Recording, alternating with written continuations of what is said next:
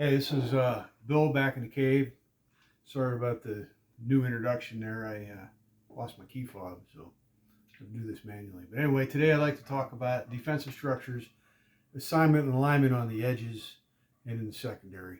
3-4. Now I'm primarily a 5-2 guy. Things carry over, but 3-4 evolved because of the spread offense, through time on and what it's done is it basically took your outside linebackers, your defensive ends, and made them outside linebackers with coverage responsibilities, and changed your run forces. It gave you multiple run forces, and the other thing that I've done is the 5-2 had a rover, or a hero, or a monster, and what I've done is my strong safety is basically that guy.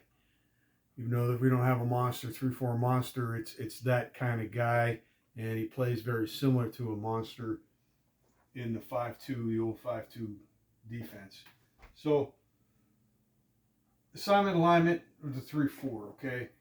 A couple considerations you have to make is field versus boundary, and the backside. Now, if you've seen other defensive videos I do, you know how we do this in our base is our defensive line sets a lot of our coverage, and we send one gap, we send the nose guard to the backside A gap, okay, and we go 4-eye, okay. And what this does, we got a joker who is an outside linebacker, but in base he's going to play like a defensive end. In this case, he's beyond the line of scrimmage. He's an immediate pass rush threat. He is going to rush. He is trained. We will split him out, apex him. He will peel with the wheel in different coverages and different scenarios. But in our base, okay, we're sending him off the edge. So that frees up our will, which a lot of guys, they put their young linebacker there. It's mostly my experienced linebacker and fast linebacker. He has no immediate run gap responsibilities. They're all filled. Okay, he will scrape paint and go to A gap if he reads run. We're going across, but now he can play pass first. He reads pass. Okay, he can push with the wheel. Okay, cover the back out of the backfield and get to the flat real fast. He also, in some scenarios, will cover.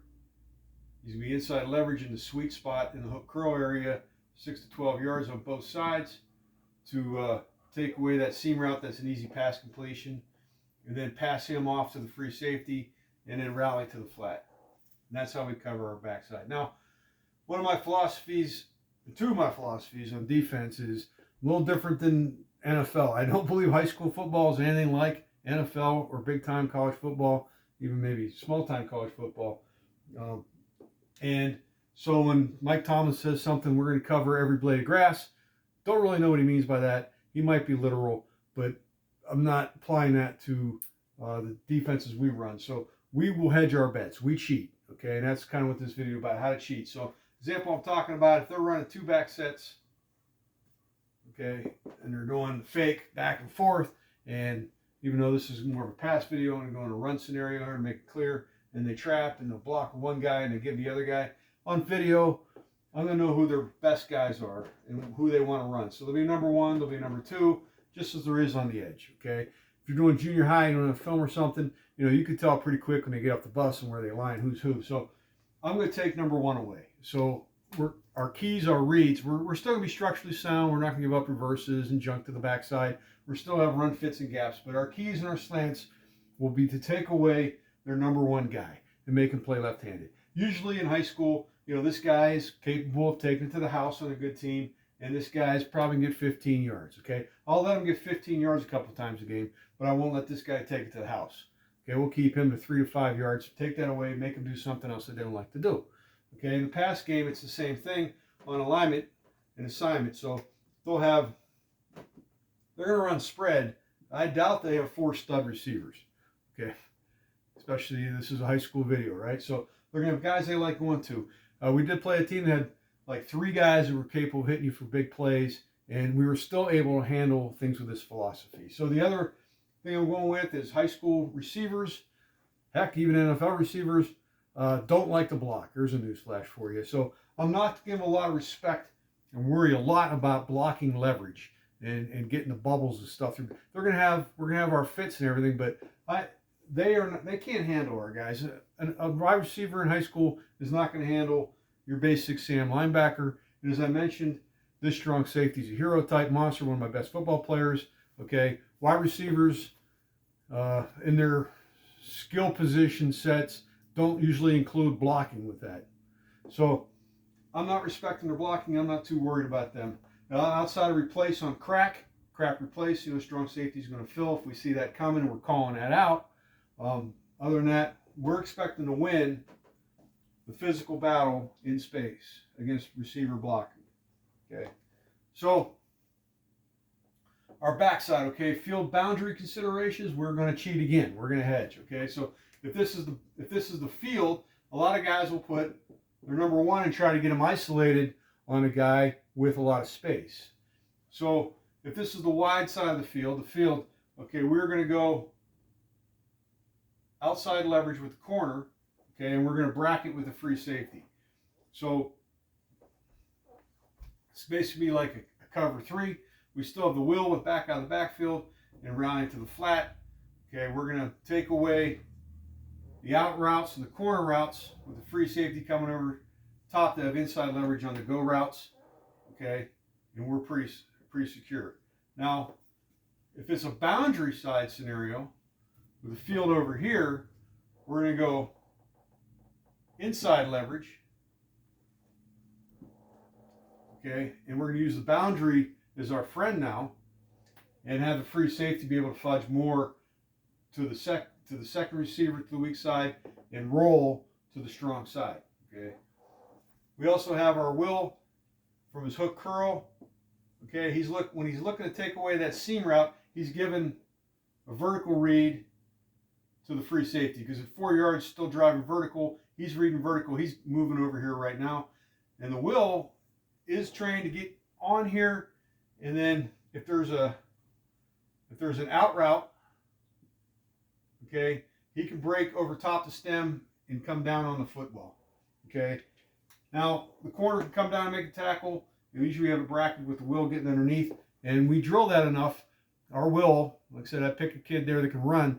He can get his hands on the football at the sideline. The will gets his hands on one out route on the sideline. You're not going to see many more out routes anymore. As it is, if they do complete them, a team isn't going to beat you with out routes. They just can't throw 5, 6 in a row, work their way down the field and score. So it's, line up and play again type thing if they complete one. But we like to take that away because that limits the pattern distribution we're going to see on this side. So that's how we handle the backside. It's a cover 2 and or cover 3 with corner playing advantageous leverage, whether to the field or to the boundary. Okay. Anything crossing, of course, we give, we're trying to drive them behind them. We don't let them cross our face. We drive them behind us. We give it in. The corresponding linebacker to the side will drop to his hook curl spot, look inside, and try to get on top of the mesh or drag or get underneath of it and pick it. And we've grabbed some meshes as well. So that's, once you have the backside taken care of, you're pretty good. We're considering this being right-handed. Most quarterbacks are right-handed. And let's say the stud's over here. Okay, we're already pretty good. I mean, you have 3 guys with coverage responsibilities on 2. Even if they push the back, we're still good because the mic can track with the back to his side automatically. Okay, and what this also gives us with all these guys here, so we have 4 on 2, most of 3, is it gives us some versatility on who we blitz if we blitz. So our first base defense is a cover 2 read. Now, people get confused with cover 2 read, and you can read Cody Alexander's 200 pages or go through multiple YouTube videos. There's some great stuff out there, really detailed stuff for high school. But I'm going to boil this down to a cheat code of how I teach it and how we keep kids from screwing up real fast. Okay. So on cover 2 read, okay, palms, the Sam is inside number 2. Of course, just like any match corners, we number the receivers outside in, okay, to their side. Number 3 to this side, 1, 2. Okay, we match carry deliver from the linebackers. A lot of times we have a shell behind them. And cover 2 reed, the SAM is inside number 2. Okay, he's a hard run fitter. He's the edge. Okay, he's keying. He's got a select. We have him 2 yards off the ball. These guys are 4. He's 2. He's trying to see a little bit of everything, but we're giving a warning for crack replace.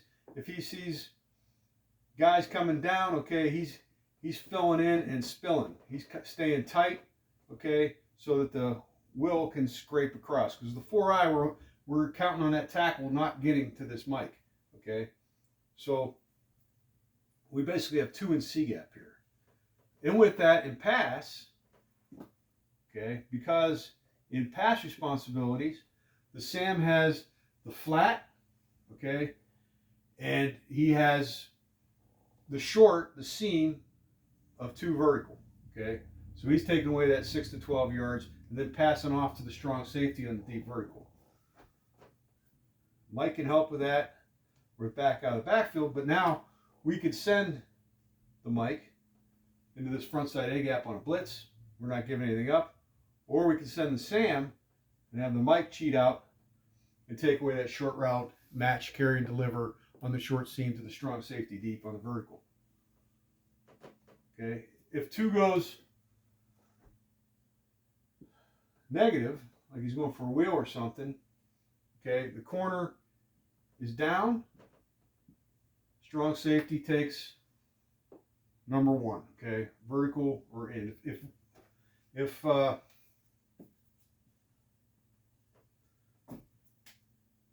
he slants inside, okay, we have him bracketed. Shallow cross is an in rep for the linebackers. Hitch curl, we're down on it, okay. We're still down on it. Sam's inside. We got everything covered, okay. Verticals covered. Corner has 1 vertical, okay. He sees 2 go negative. Strong safety is 1 vertical. Crossers we pass off. Okay, we have the bubble, and we have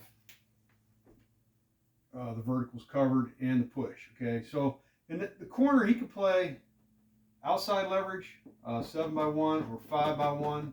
Okay, that's kind of personal preference too. I think Sam, I don't know if I was covering the screen there, but I was trying not to step on my dog. But so the corner can have outside leverage or inside leverage. If you're looking to cover the post, but the post can be covered by the strong safety. He's coming inside, and the corner can get in on the bubble real easy on outside leverage. There is scenarios where you might want to play inside leverage based on if they like to run post. They have a very good receiver. I like to have them bracketed. Okay, and it carries over when you teach these kids how to align and where to fit more naturally. So in quarters, we'll have the Sam linebacker come out and be split 1 and 2, inside leverage number 2. Strong safety is going to sit in this alley. Someone has to be in that alley. Okay. Now he has a negative in number 2 and the wheel is number 2.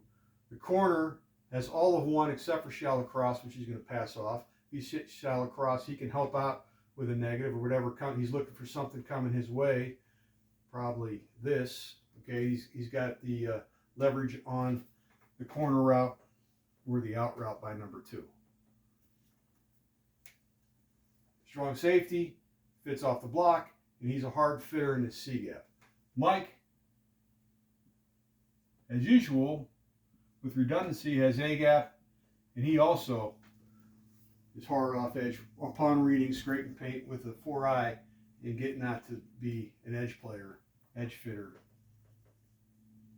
With this coverage on the back side with his nose guard, he reads run, he's strong side A, and then scrapes off linebacker. We shuffle, scrape, and expand, cloudy clear, open windows, closed windows, however you like to say it, as we scrape across here. So we have a lot of guys in this gap if they want to run power, okay, and we're secure no matter where we line up on these two guys.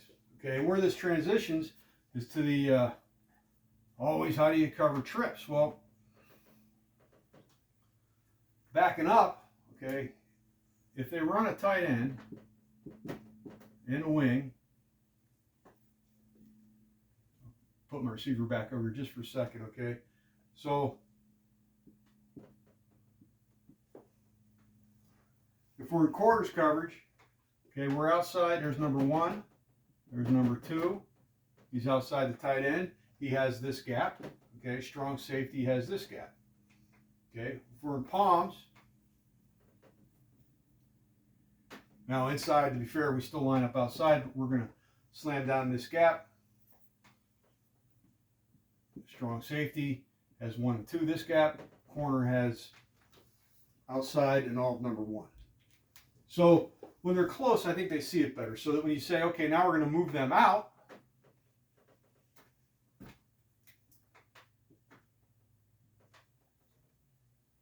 Sam linebacker knows cover 2, I have this gap, corner I have outside, strong safety I have deep middle. Quarters, okay, that also helps with the bubbles. Now they go to trips. Okay, strong safety has, we don't like them necessarily inside, but we have all in quarters, we got everything covered. Mike knows now he's a hard C alone. Okay, and everything's still covered. Now, if they're running a lot of bubbles and stuff out of here, we can mess around with them. We'll drop the corner back. We'll go sky. We'll bring the strong safety down because he's really explosive open field tackler. He'll, you know, slice the gaps and make a tackle here. But no matter what they throw at us, okay, they know now from starting from tight end out where they align. So say they throw quads at us. Of course, we're going to get wider with our Will and Mike. Everybody's definitely going to be 4-eye in this. Okay. And we're going to start, Mike has this gap. Depends on what we're in. So we got Mike strong. You can have, this would be quarters.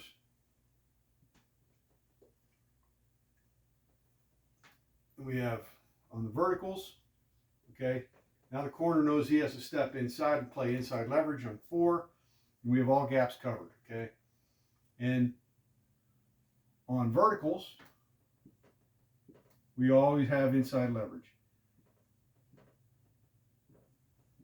So you have the 4 verts covered, okay? You have any 2 negative, and to make it simple, you can go, I like this strategy, we've used this too, where we've said corners man press on number 1, and then we make him a 0 then, and then we start our number system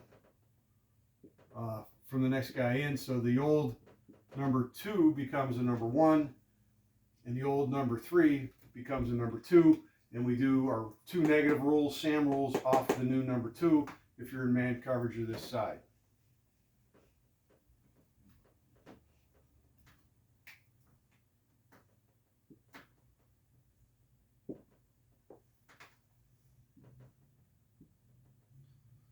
So that's an easy way you can mess with them, okay? And you have redundant buys. You don't have to fly around if they go in motion to this, okay? So you see this for a little motion, the trips. Nothing really changes, okay? He's still outside 2, so he's still palms. He does not have the negative number 2. The corner does. Safety's deep, okay? Mike has this gap. Free safety now has an easier job. He could maybe cheat over a little bit just so he can cover the vertical of number 3. Mike's taking away the inside seam if he reads pass. Attack and see if he sees run. You don't have to rotate the entire defense and panic when you see motion this way, okay? Or vice versa. If they go to the weak side, then the joker just apexes out, okay? Free safety just steps down like the strong safety. Or you can have, in our case, we did have, and that's a scenario where the strong safety, if they went strong and weak, the strong safety would travel with the corner just to make things easy, so we didn't have to cross-train the free safety, and everyone just kind of kept the rules as similar as possible. So there was a scenario where we often would travel, but we didn't have to.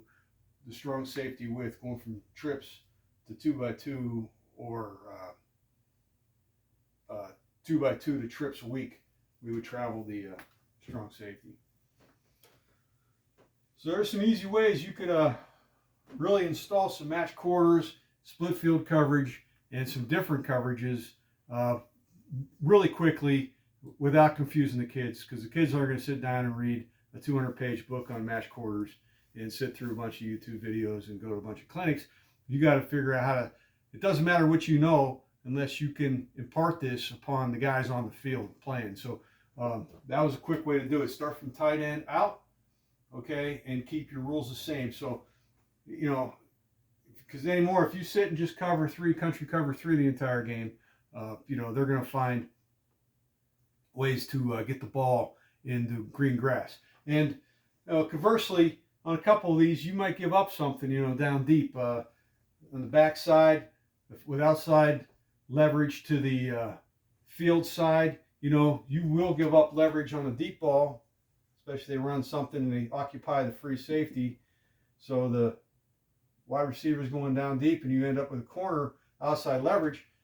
Yeah, he's outside leverage deep ball, but you know, just like anything else, if you send a bunch of blitzes, you're going to have risks, you're going to have open holes, and that's one where you just drill it. You just drill corners working from outside in on deep balls. And frankly, I'll take my risks with them completing a 50-50 ball beyond 30 yards downfield with a guy in his ear than I will give up a lot of other things in the blitz, leave the middle of the field open or whatever. So there's always, you know, cover two read. You know, they're going to be, you know, hole shots and things like that if they know that's what you're in. And, you know, you just drill those things. You drill those weaknesses. Our linebackers work out routes every day by receivers breaking off the stem a little step higher and trying to cut underneath and intercept the football. If they can't intercept the football, they make the tackle. We live to play another day. In the end, if you make tackles, you're good to go. So there's some quick ways you can hedge your bets on defense. A couple little cheats. You don't have to cover every blade of grass. You can work things in your favor and make an offense work. Offensive plays and things they don't want to. You know, we'll take their 5 best plays and we'll practice against them. We'll recognize them by personnel and formation and down and distance, and we'll take those plays away and make them live at the back of the playbook that they don't like using normally anyway. So hope that helps you. Hope you enjoyed the video. Thanks for watching. Peace out.